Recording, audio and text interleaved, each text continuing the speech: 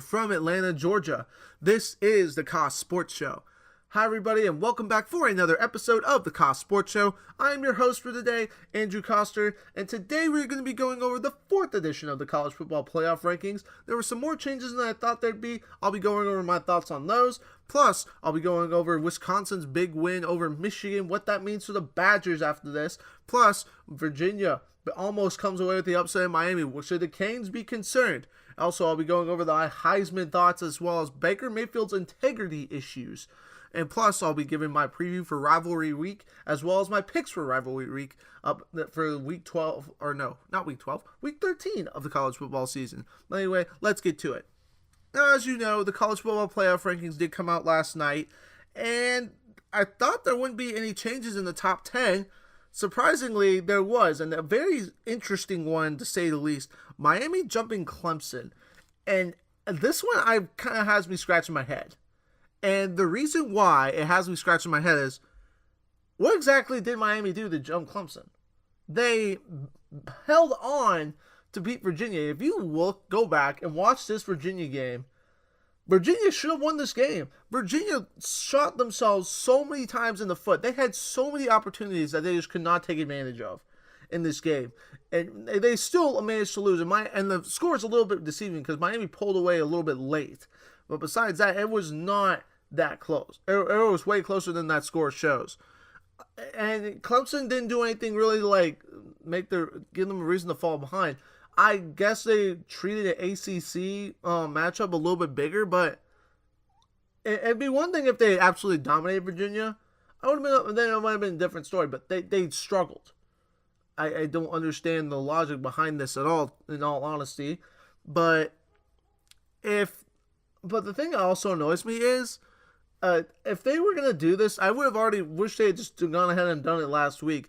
I don't know why they had Clemson ahead at that point of Miami at that point. If they're just going to go ahead and change it this week, I feel like the committee should have just not been so misleading. It should have just kept Miami at 2 last week. I think there was really no reason to keep Clemson ahead at that point.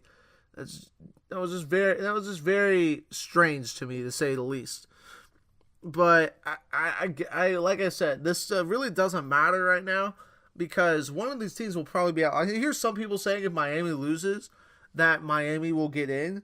I don't think so. I mean, they'll have 2 good wins at most all year. And if Virginia Tech loses this weekend, they'll have 1 win against the top 25 team in Notre Dame. I mean, don't get me wrong, Clemson probably will too, but if Clemson beats Miami in the ACC championship game, obviously there's no way they're going to be kept out. But I'm confused more. It's just very interesting to say the least. Now, some people say, why didn't Wisconsin get ahead or move up at all? They beat Michigan, yeah, they did. Their schedule still, though, is not that impressive. Their only win still against any top 25 team is Northwestern. I get it. They are undefeated. And if they beat Ohio State in the Big Ten championship game, they're easily going to be in. And it's just going to be 4 conference champions at that point. You'll have the SEC, the Big Ten, Oklahoma, assuming they win the Big 12. That's no guarantee. An ACC champion, rather be Miami or Clemson. If they lose, it gets very interesting, though.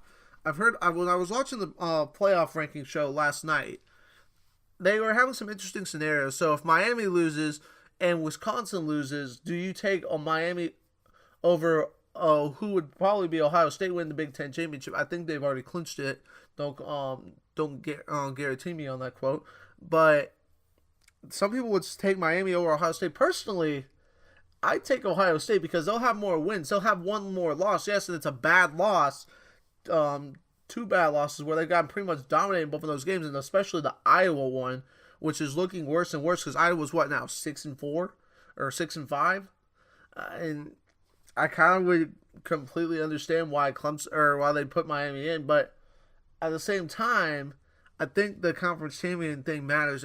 But the thing is, Ohio State may be getting a taste of their own medicine at that point because they seemed to not care last year about the conference championship thing mattering versus this year where they were totally, completely trying use that argument to say that they should get in. So that'd be kind of actually funny to see. But you know what also is kind of weird to me, though, in these rankings, looking at them overall? Southern Cal being behind Penn State, and I don't really understand why. USC has definitely, I think, the better of the two lost teams compared to them. I mean, yeah, Penn State did have two close losses, but I don't know. They don't have any impressive wins. I mean, at least USC has a win over Stanford. I mean, it's still not that great, but Penn State has wins over nobody right now in the top 25 compared to USC. I guess they are holding that loss to USC where they got absolutely blown out by Notre Dame against them. I guess I can understand it. Personally, I think they should be ahead of Penn State. But Penn State just kind of hasn't looked that great ever since like the loss to Ohio State, in my opinion. But everyone has their opinion, to each their own. And you know what's also this one doesn't make any sense to me, and that is Mississippi State going up to 14 after coming back to beat Arkansas? This is Arkansas we're talking about. Arkansas has been terrible this year. Atrocious. Absolutely atrocious. But yet somehow they deserve to jump an undefeated UCF team, even though Mississippi State has, 3 losses? Mississippi State only has really one big win, and that was LSU. That's really not that great. I mean, UCF has a win against Memphis, and they're undefeated. I really don't understand. It's mind-boggling to me. I guess this is where UCF's Group of 5 being in the Group of 5 conference comes back to haunt them, but I think that's just a tad bit ridiculous. I think that's just disrespectful to UCF as well. This team's been playing well all year, and they'll have a chance to beat a currently one-loss USF team, who I'm surprised didn't even make the top 25 this week. And if Mississippi State's still ahead of them after that, and even if UCF wins the American Athletic Conference Championship, which I think they will, I'm not going to quote them on that. If they are, then there's going to be some controversy. You know, excuse me there.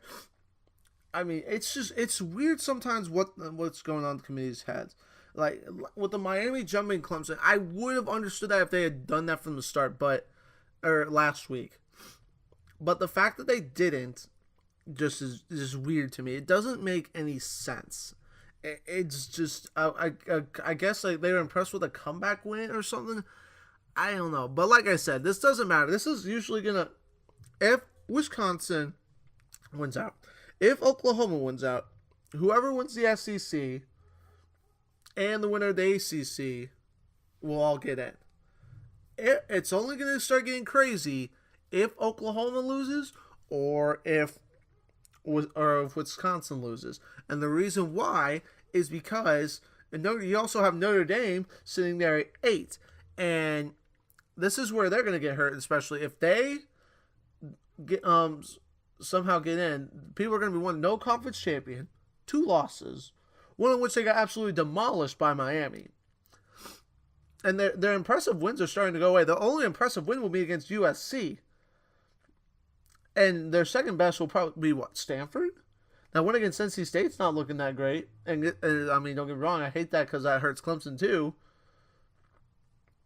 But I don't see Notre Dame getting in. If they want to get in, they would need both Oklahoma and Wisconsin to lose.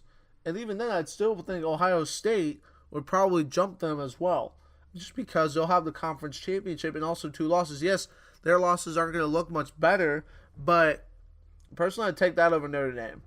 I would take Ohio State over Notre Dame just because they'll have the conference championship and they'll be have just as many significant wins because they'll have beaten Penn State and they will have beaten Wisconsin. And Michigan will be somewhat of a good one. Oh, and Michigan State, too. I keep forgetting about that one for them. So they'll have more significant wins, and I think their resume will stack up better, will be better compared to Notre Dame. Anyway, that's my thoughts currently on the college football playoff rankings. Oh, a couple more notes. South Carolina cracked in 24. I'm okay with that, assuming Clemson beats them or South Carolina this weekend. That's don't give me. It's a rivalry game. South Carolina is going to be ready to go for this one, especially with what Clemson did to them last year, being them 56-7. And then Virginia Tech got in the 25. So that's looking better now for Miami and Clemson. They got to be praising the Lord for that.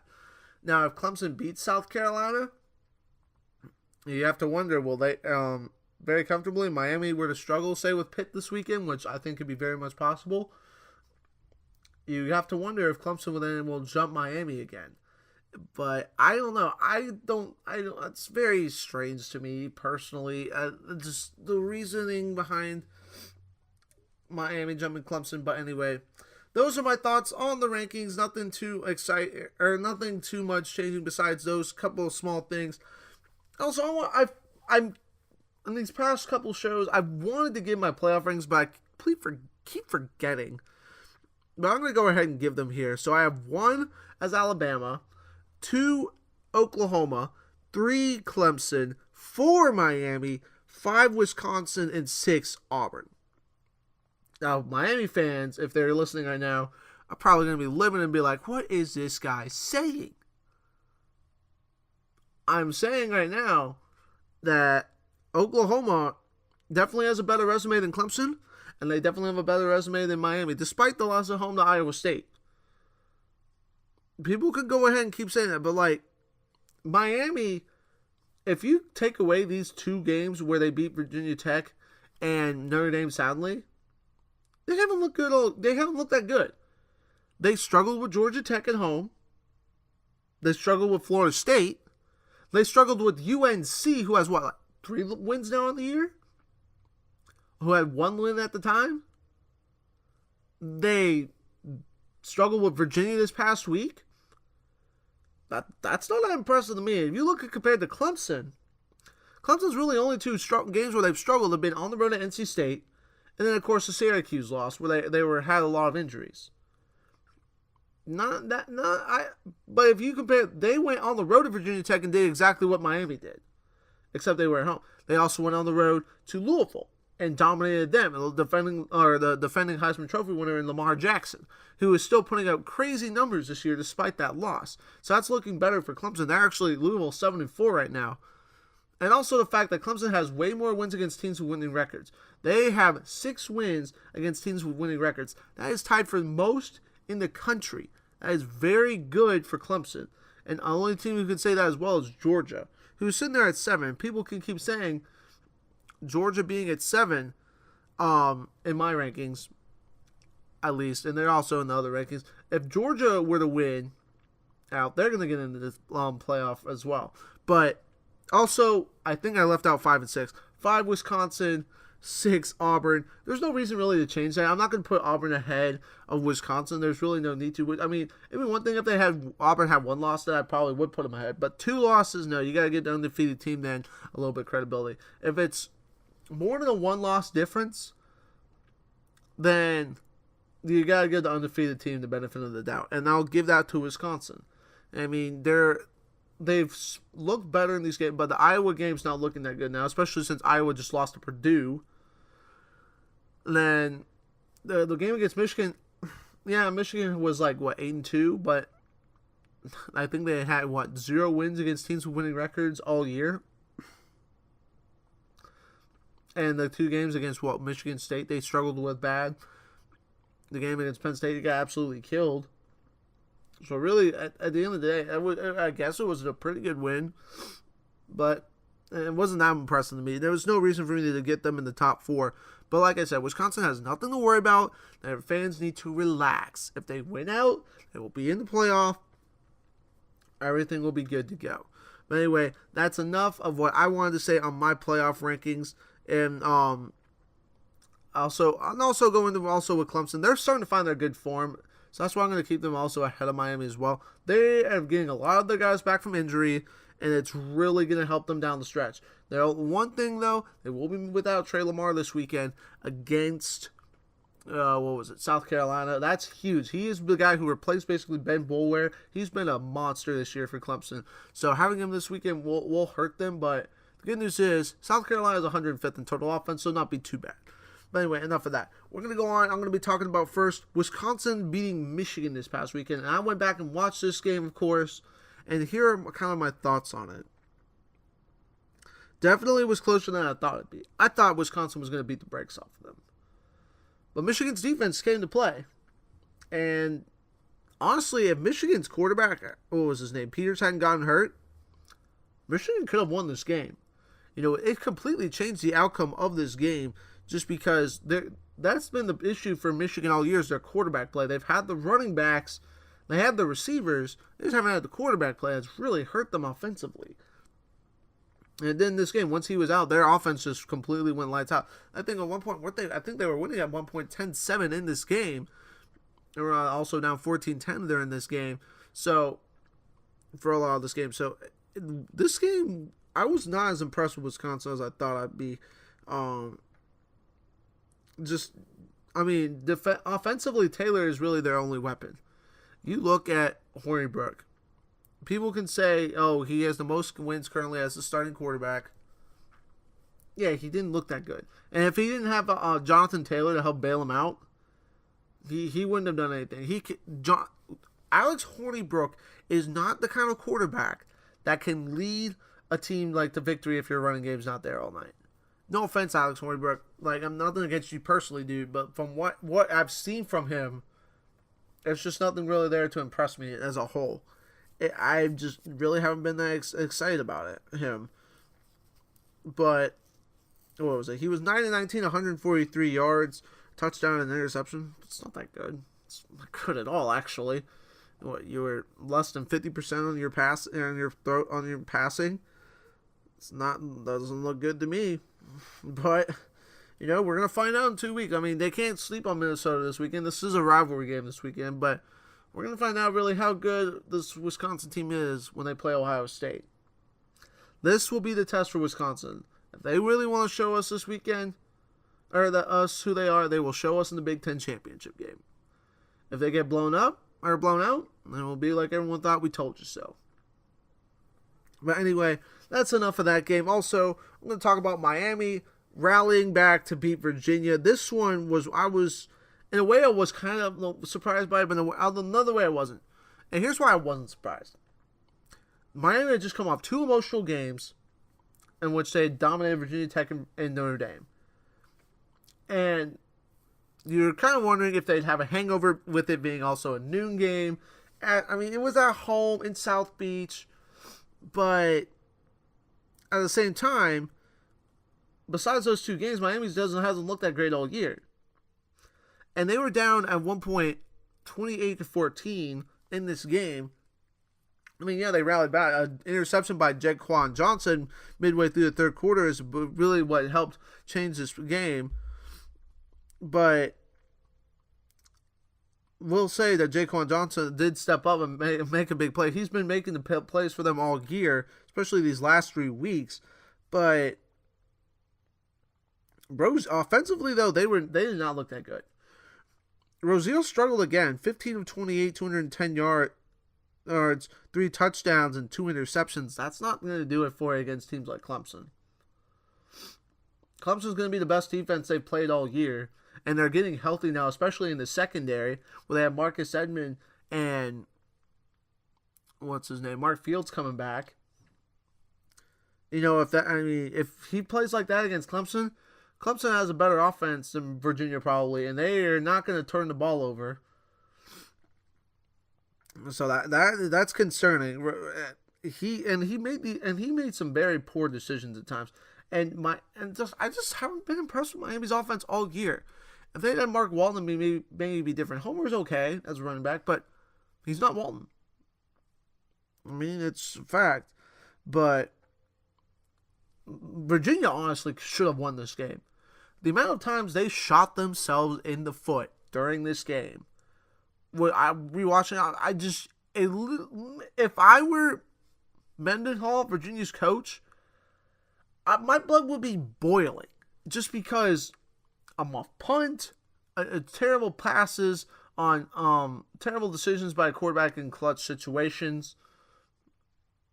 It just didn't make any sense to me. But 2 of those turnovers that could have been easily avoided. They were just sloppy. The muff punt, of course, on the fumble, and then their fumble they had.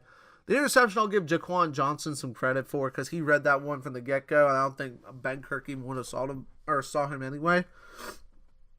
And Virginia also actually outgained Miami in this game. And if you take away those 2 turnovers, Virginia wins this game easily. I mean, here's the thing, though. If you're going to beat Miami, you got to make sure they don't bring out that turnover chain. Or if you do, you got to make sure it only comes out maybe once in the game. Because otherwise, that also really fires them up. The turnover chain is very cool, I will say. But it also kind of copied Alabama with the belt also, must say.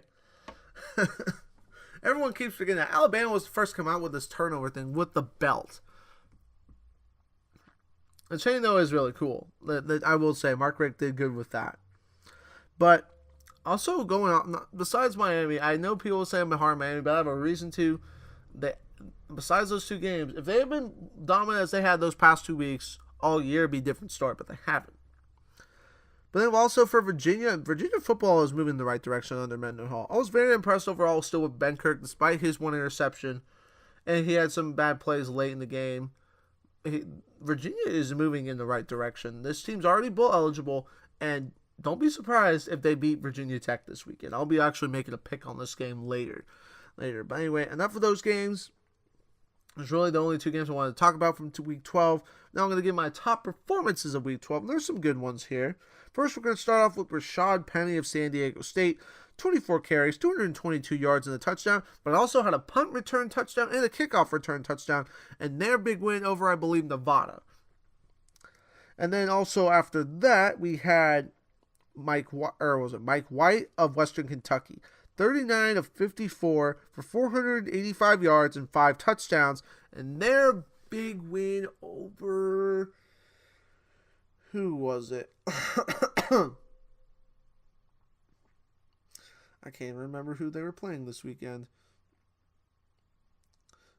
That was it. And their big win over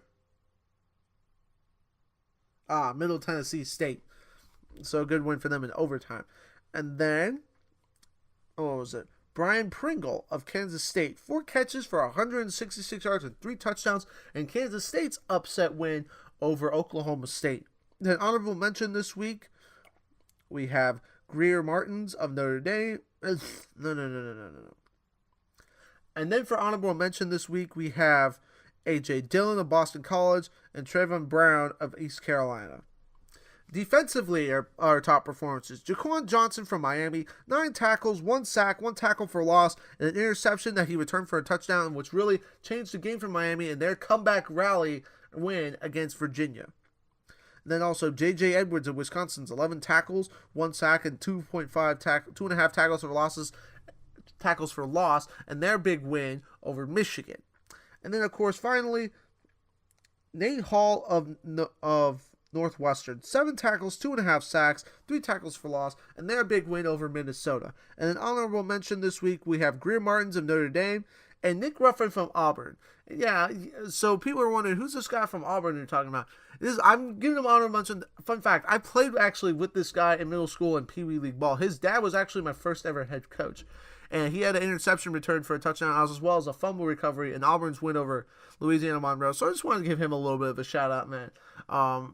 Good to see him finally making it. He's been a great player, a great kid all his life. Glad to see him finally scoring a touchdown at Auburn. Good for him. Glad to see you doing well, Ruffin. Anyway, but enough of the top 12 week performances. That's all I wanted to give on that. Now to the Heisman Watch. Now, really, there was nothing really to change here. Maybe move Lamar Jackson a little bit higher in my list. But for Baker Mayfield, still easily the favorite. He does seem to have an integrity issue, though, a character issue. If you weren't watching the Kansas game this weekend, or their game against Kansas this weekend, the Kansas players did not shake hands with him at the coin toss. Which I get that it's very disrespectful, and that apparently Baker did not like that. And he performed some inappropriate gestures during this game. Grabbing his ball sack, for one, very inappropriate, and chirping with the fans as well. That's just... I get what the Kansas players to him, what they were doing was unacceptable. But if you're the Heisman frontrunner and you're like a captain for your team, you got to take the high road here. I get that he was frustrated. And I would be too. They also targeted, or I'm pretty sure headhunted him one time during the game as well, and just were complete jerks to him. I feel for Baker Mayfield, but at the same time, you gotta set a better example. You gotta take the higher road in this situation. You do not need to retaliate, and because of this, he's now not going to be captain for this final home game when they play West Virginia this weekend. He's also not going to start. Now, we don't know how long he's probably going to be out probably a series or two, so nothing really too big on that, but it's something that I think he could have done better on. He should have taken the high road. He's had this issue other times too, playing the field in Ohio State in the O, and that's not as bad. It's still kind of disrespectful. He had other issues against teams like Baylor and stuff like that. I still think he's going to win the Heisman without a doubt, but I would like to see an improvement in his character. I get being passionate about the game. I do, because I was too when I played. But there gets to a point where you need to set an example, especially if you're a captain of your team. That is the only reason I will say this. But in the hunt, though, we still have Lamar Jackson, Bryce Love, Saquon Barkley, Josh Adams, and Khalil Tate. People keep saying Lamar Jackson deserves to be ahead of Baker Mayfield. No. People say, oh, his stats are better from last year. Congratulations. He has not stepped up in the big games when they needed him. Clemson, for example. He was absolutely terrible. They were pick 6 in that game. And then scored 2 of his touchdowns until very late when Clemson had their backups in. Couldn't even score on a 4th and goal against Clemson's backups in that game. NC State did not play that well either. Threw a pick 6 that basically ended any Louisville chances of winning that game. Baker Mayfield, on the other hand, has played great all year, even in the big games against teams like Ohio State, TCU, and Oklahoma State. People seem to misunderstand this, but they're like, oh, Lamar Jackson's stats are actually better than last year's. Yeah, but his clutch performance is just the same. If anything, it's worse. He doesn't know how to play in the big game. People can say, oh, it's about the guys around him. Baker Mayfield lost all his good weapons from last year. You don't see him struggling. But anyway, let's keep coming up with excuses, though. For why Lamar Jackson is losing. Yeah, his defense isn't great, I'll give him that. But at the end of the day, he should be able to keep them in games like that. Against NC State, he should have easily kept them in that game. I'm just personally don't think that Lamar Jackson has any right to win the Heisman this year if Baker Mayfield doesn't slip up. Like, I still would take Bryce Love over him because what Bryce Love has done has been incredible. Lamar Jackson just really doesn't really, in my opinion, deserve it. His stats are good, but a lot of them are padded stats too. They always keep him in against those terrible teams. Just my personal opinion on that. Anyway, enough of the Heisman talk. Now we're going to get into my Week 13 preview, aka Rivalry Week. There's a lot of good games this weekend. I'm going to talk specifically about the games that will have an impact potentially on the college football playoff. We're going to first start off with talking about the Iron Bowl, Alabama at Auburn. This is a huge game. Winner clinches the SEC West and stays alive in the college football playoff race. Now, some people say if Alabama loses this game, they still have a chance. No, I personally disagree, just because I don't think their resume stacks up too well. Their best win will be against currently right now 14th ranked Mississippi State. And here's the question, though, for Alabama. How much will their injuries on defense hurt them? Because Auburn's offense is on fire right now. You saw what they did to Georgia. A huge performance by them on offense. Kerryon Johnson is playing lights out right now. Even Jared Stidham's playing well. But also the question is will Stidham, his inconsistency, will he show up for this game or will he not? Because we've seen him against games like LSU and Clemson where he was absolutely terrible. We've seen him in games like Mississippi State and Georgia where he's looked great. So it's a little bit of a question mark there for them. And then Bama needs to play better on offense if they want to have a chance to win this game. Because Auburn's defense is going to be probably the toughest they've played all year.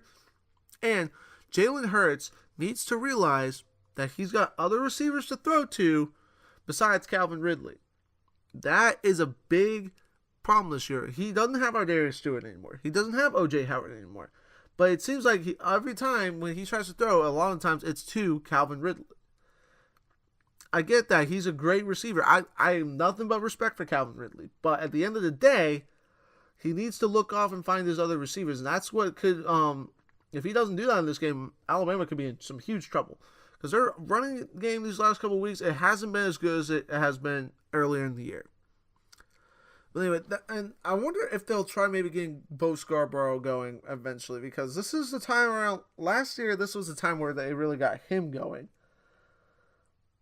So it makes you wonder, will they try and get him going in this game as well? But anyway, this is a lot on the line in this game. I'm very excited. I think it's going to be a good game, but I will give you my pick on this one later. But moving on from that, then number 3, Clemson will be at number 24, South Carolina this weekend, the Battle of the Palmetto Bowl. And Clemson won this game last year 56-7. South Carolina will be having this game on there, has been having this game circled on their calendar since the day of that loss. Muschamp has done a good job of improving this South Carolina team, but if you look at this, they're 105th in total offense. They don't have Deebo Samuel, their best player, and it's Jake Bentley's. People try and say Jake Bentley's so good. No. He makes some good plays, but doesn't every quarterback in college football make some good plays? But nothing really that I say he's outstanding. In my opinion, I wouldn't take him over Kelly Bryant. I think if anything, they're on par with each other. Like, Kelly Bryant might be better just because he can run the ball better.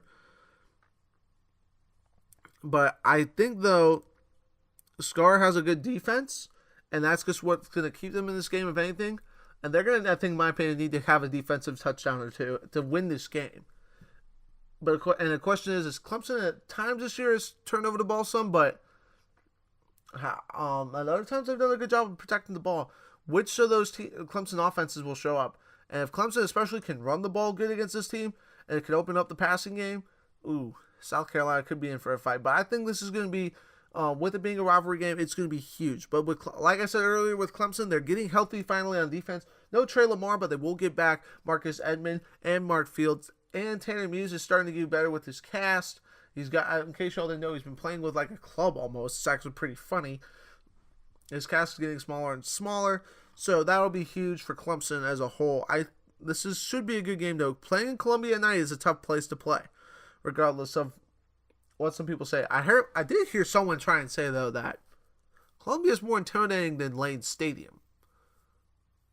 Really? That same Lane Stadium who just made the fifth loudest college football stadium all time, again when they played Clemson this year. And you're gonna try and tell me that Columbia's Williams-Brice Stadium is louder? The stadium that looks like a cockroach is louder? No. People are saying this is gonna be the toughest atmosphere Clemson's had to play in. Now, Virginia Tech was the toughest atmosphere they had to play in, and there's a good chance it could end up being like that kind of game. Well, against Virginia Tech. I don't see South Carolina's offense being able to do it. I think Virginia Tech's offense was definitely better. And if they couldn't move the ball much against Clemson's defense, you wonder how South Carolina's defense will do. Or offense will do. But anyway, enough talking about that. And then, of course, we have the game. Number 9, Ohio State at Michigan. Michigan, at this point, they're just playing for bragging rights. That's all they will need to play for at this point. They just want to spoil Ohio State's season. And here's the real question though: which Ohio State team will show up? Will it be the team that came back and beat Penn State and dominated Michigan State, or will it be the team that looked terrible against Oklahoma and got also demolished by Iowa? That's the question. Inconsistency this year has hurt Ohio State. If this is a team against Michigan that played to show up against Michigan State, woo! Michigan is in for a rude awakening. Woo! Not even going to be close. If it's the team against that showed up against Iowa, though, that could be a different story. I'm not saying Ohio State would get blown out because Michigan's offense is nowhere close to as good as Iowa's even, but they could make this a dogfight and even beat Ohio State. And and the question is, will Peters play in this game for him? If they have to play O'Corn, Michigan's offense is not going to do anything all day long. But if he is healthy and as well as Higdon, then they have a chance. They actually have a legitimate chance. But in the meantime, we'll see though. This if Ohio State loses this game, they're definitely done at that point.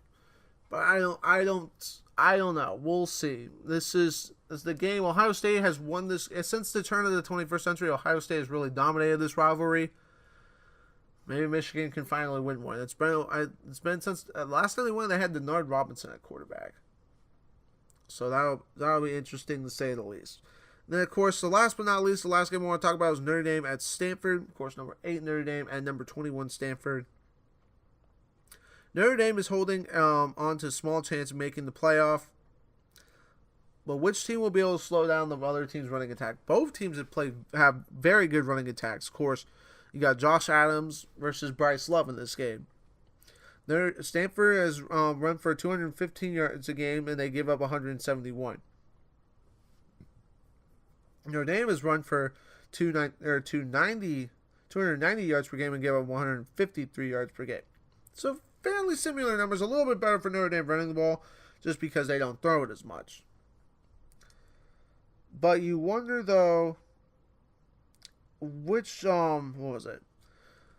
You wonder though, how healthy will Josh Adams be? He has struggled with injuries here, but Bryce Love has too. Which of these guys will be able to stay healthy in this game? And like I said, who will be able to stop the other opposing team's run? Because both quarterbacks are terrible. Wimbush, we saw him against Miami when Miami took away Notre Dame's ability to run the ball. He was absolutely atrocious throwing the ball. I don't even remember who Stanford's quarterback even is, to be honest. I'm looking up his name here. Who will be starting for them? Costello, I believe, is and 5 touchdowns, 2 interceptions. I mean, not terrible stats. 85 or 140, 993 yards. The thing that the person they need to get involved in their passing game though is Arcega Whiteside. He's been such a clutch player for them throughout the years. Of course, last year he was a big reason they beat UCLA, and this year's a big reason they beat Oregon State. Sadly, they needed to barely beat Oregon State, who has one win all year. But it makes you wonder how which quarterback though will be able to step up. It's a huge game. Like I don't know. If Notre Dame wins this game, they still have a chance. But if they lose, they're definitely out. Not even a debate. But like I said, whichever one can throw on the ball, and also receiving, Notre Dame needs to probably try and get it to EQ or even Claypool for that matter. Both of which have played, but both passing games are terrible. But with this being at Stanford at the Farm, it makes me wonder: can Notre Dame last time they were there, they lost, of course, off a last-second field goal to, I think, a better Stanford team. But I think it was also a better Notre Dame team, who was way more balanced. But anyway, that's enough of the preview. It is time for our Week 12 picks. And I've got a lot of them, of course, with it being rivalry weekend. There's a lot of good ones. But the first one I'm going to start with is not much of a rivalry, though. It's Texas A&M at number 19 LSU. With this one being in the fake Death Valley, Baton Rouge. And Texas A&M has just been inconsistent all year. I like LSU in this one. I think it'll be actually a good game. But I think the LSU's running game is going to be the difference in this game. And that's why I'm going to go with the Tigers in this one. Florida State at Florida. Both teams are 4-6. Florida State needs to win this week and next week in a game in which they rescheduled Louisiana Monroe just so they can make a bowl game. They're that desperate to make a bowl game. But I never thought I'd be saying both these teams are 4-6. Usually the most dominant teams in Florida, 4-6. But I think Florida State has just got, they're both not great on offense, but I think on defense, but I think Florida State's got a little more on offense, a little more versatile. Cam Akers is still coming along. I'm going to go with the Noles in this one. I think even with it being at the Swamp, Florida State wins this one and still keeps their shots alive in a bowl game. Louisville at Kentucky in the Battle of the Governor's Cup. Kentucky, of course, stunned Louisville last year in an upset late. I think, though, Louisville gets their revenge this year. I think Lamar Jackson is this is the game where he has could give him potentially a shot at the Heisman. It's Kentucky, don't get me wrong. But I think Lamar Jackson will make enough plays in this one for Louisville to win this game. I like the Cardinals. In this one. Arizona and Arizona State in the big game. I'm doing this one for my man Blake Harris over at Harris Highlights. I think he deserves this one. And this is going to be a good game too. But he's not going to like my pick. I'm going to go with Arizona in this one just because I don't think Arizona State can do enough offensively, and I don't know if they'll be able to do enough to shut down Khalil Tate and this Arizona offense, who has been, even in their losses, very good. I like the Wildcats in this one. Indiana at Purdue in the Battle of the Old Oaken Bucket. Winner of this one gets to go to a bowl game. Purdue's been a nice story in this year in college football. They've been turning the program around, and I'm going to go with the Boilermakers in this one. I think that they make enough plays in this game, and with it also being in West Lafayette, I don't see Indiana getting this win. I'm going with the Boilermakers. Boiler up. Virginia Tech at Virginia in the Commonwealth Cup. This is a game I never thought I'd be actually talking about at the beginning of the year, just because of how bad Virginia has been before this. But surprisingly, I'm gonna go with Virginia in this game. I think we saw after watching them last week against Miami, and then of course earlier this year they went to Boise State and absolutely destroyed them. I like the Cavaliers in this one. I really do. I don't think Virginia Tech is as good as I thought they were at the beginning of the year. And I think at home, with it being at home in Charlottesville, I got to go with the Cavaliers in this one. Virginia, I really think they're going to win the Commonwealth Cup. Never thought I'd be saying that day. Boise State at Fresno State. I think this is the winner of this one clinches their division. Number 25, Boise State, of course. But I think that Boise State has turned their season around ever since that loss to Virginia. I think they're going to turn it around, and I'm going to go with the Broncos in this one. Really think they are the better team. I think that Fresno State's been a good story in college football this year, but I like the Broncos in this one. Number 7, Georgia at Georgia Tech. Clean old-fashioned 8. Another battle for a Governor's Cup, by the way. In case y'all were curious about that. But I'm going to go with Georgia in this one. I think Georgia Tech hasn't won in Atlanta since, 2001, or even before, even in the 21st century, I don't think. All their wins under Paul Johnson for Georgia Tech against Georgia have come in Athens. I don't think they're going to be able to. I think Kirby Smart's going to, now that he knows how to gone against the triple option once, I think he's going to be able to shut them down. Trayvon Marshall, he's a good player, but I just don't think he has the weapons around him for Georgia Tech to be in this game. I like the Dogs in this one pretty comfortably.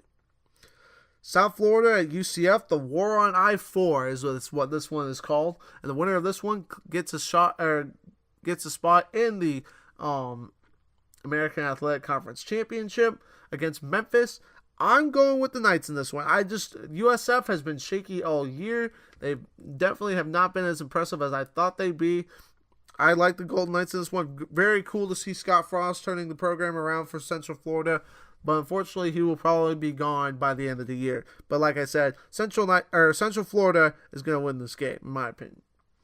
Washington at Washington State in the Apple Cup. The winner of this one clinches the Pac-12 North if Washington State wins this one if they clinch the Pac-12 North.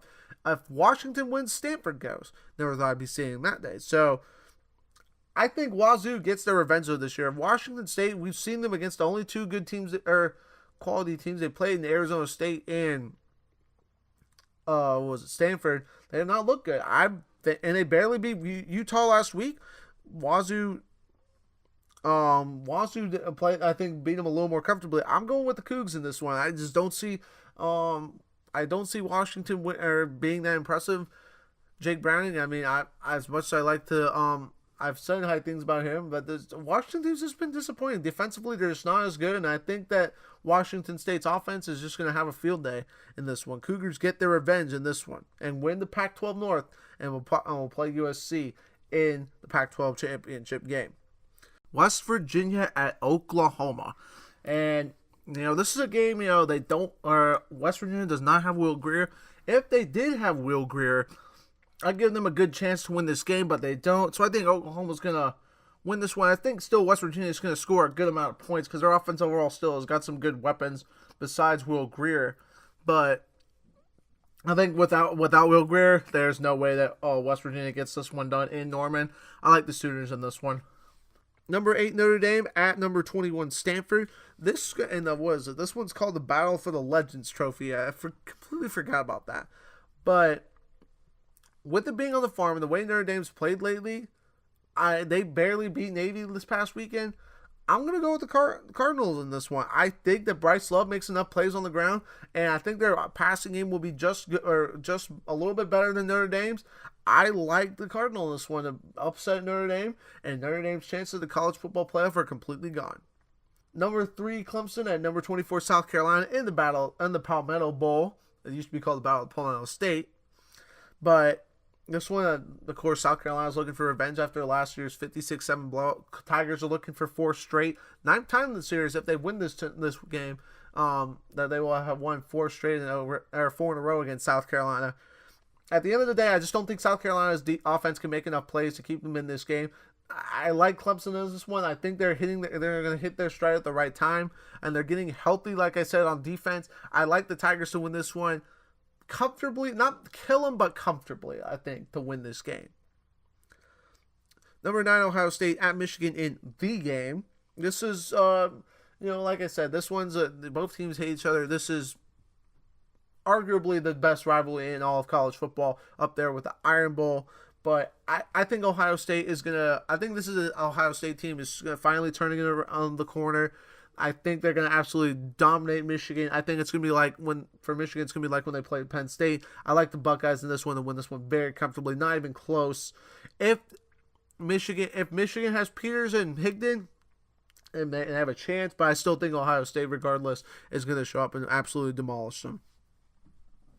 And then finally, the Iron Bowl. Number 1, Alabama at number 6, Auburn. I've not been impressed with Alabama this year. I really haven't. Even in their wins against LSU and Mississippi State, this is not the same Alabama team we saw earlier in the year. Too many injuries on defense are going to, I think, catch up to them. Auburn is hitting their stride at the right time as well.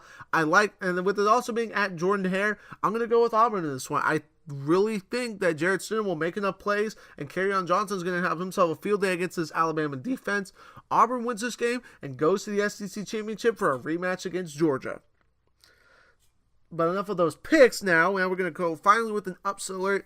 And this is Miami at Pittsburgh. And the reason why I have this one is Miami has looked shaky in all their games besides Virginia Tech and Notre Dame. And this one's up in the north where it's going to be colder. You wonder how this team will play in a colder environment against a Pittsburgh team who has pulled off upsets before. Of course, last year they beat Penn State and Clemson. So don't be surprised if Miami somehow found a way to lose this game. It's I think it's a Friday game, actually, a new game on Friday. So that'll be very interesting. I'm very intrigued to see how Miami will play in this game. But like I said, this is my upset alert for the week.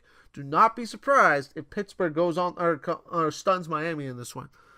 All right, guys, but that's going to do it for the Kos Sports Show this week. Thank you all so much for listening. If you're stopping in on YouTube for the first time, be sure to subscribe and also like this video as well. And comment if you have any thoughts on this that you disagree with or have any questions for me as well. I'm also very intrigued to see what you guys have to say.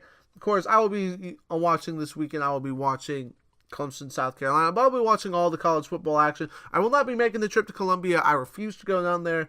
No offense, South Carolina fans are some of the worst in college football. I'm not even going to go there because I could go for hours about how much I dislike them or all the stories I've heard about them. Heck, there's actually videos I could post links to, or honestly, but I'm not going to do that. Anyway, like I said, also hope everyone has a great Thanksgiving. Great time to be thankful for college football is awesome, as well as thankful to be around your family and friends. Enjoy that, and I will see you next week to discuss what should be a very interesting weekend. Again, but anyway, like I said, enjoy this weekend. I will see you next week on the Kos Sports Show.